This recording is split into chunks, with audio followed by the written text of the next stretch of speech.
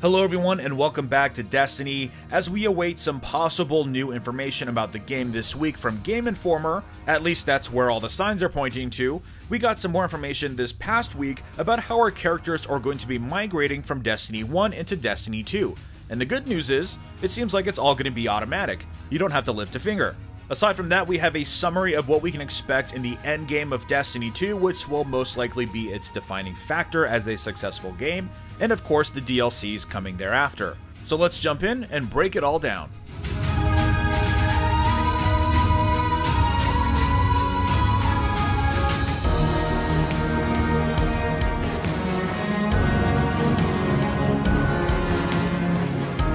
So let's go ahead and start off with an update to character migration from Destiny 1 to Destiny 2. A recent Bungie Help article spells out the process in pretty good detail. The article states, all existing Destiny accounts will automatically undergo an account migration process on August 1st, 2017. This process will import their character and game progression data into Destiny 2.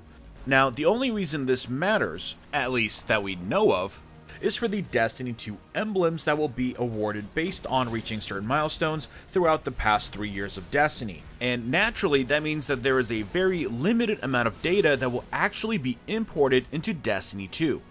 To summarize, the things imported will be character class, race, and gender selections, character face, hair, and marking selections, character creation date, and then of course the Destiny accomplishments that will be awarding your emblems. An interesting item from the list is the character creation date. This implies that you might be able to somehow view your character's creation date in-game. I think this is a pretty cool addition and will definitely be nice to have one more detail to give your imported characters that sense of legacy. I'll leave a link down below to the full Bungie article in case you want to read all the little specific details. Next, let's talk endgame. Endgame content is definitely one of the more important details that will define the game's longevity over time. Since players will be spending most of their time in the endgame, we are all naturally, and rightfully so, very skeptical about the variety of activities that will be available for us to complete after we finish the Destiny 2 campaign. In a recent interview with Heavy.com, Deej gave us a clearer picture about what we can expect from the wide swath of endgame activities. He states, beyond the campaign, once the last cinematic plays out, I think you're going to find a lot more variety. When you're in a destination, you open the map, and the map will be littered with all these different things you can do. You can go on adventures that will tell you more about those destinations and the characters that you'll discover in those places. You're used to walking up to a character in the tower or in a social space like the Reef or Felwinter Peak, but you'll actually walk up to characters in destinations and interact with them.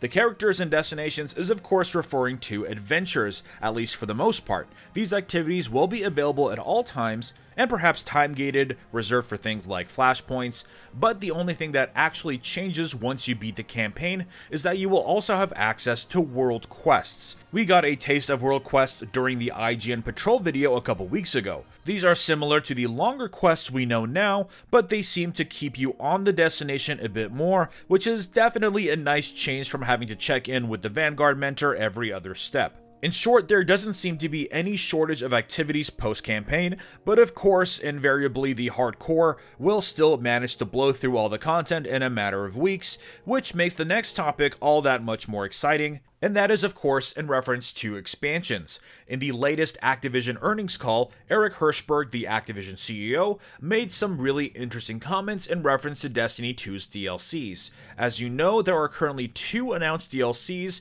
one seemingly about Osiris, and the other one possibly about Rasputin, the rogue warmind from Destiny 1. Hirshberg stated, finally, and maybe most importantly with a game like this, Destiny is so engaging that the follow-on content is almost as important, if not more important, as the main game.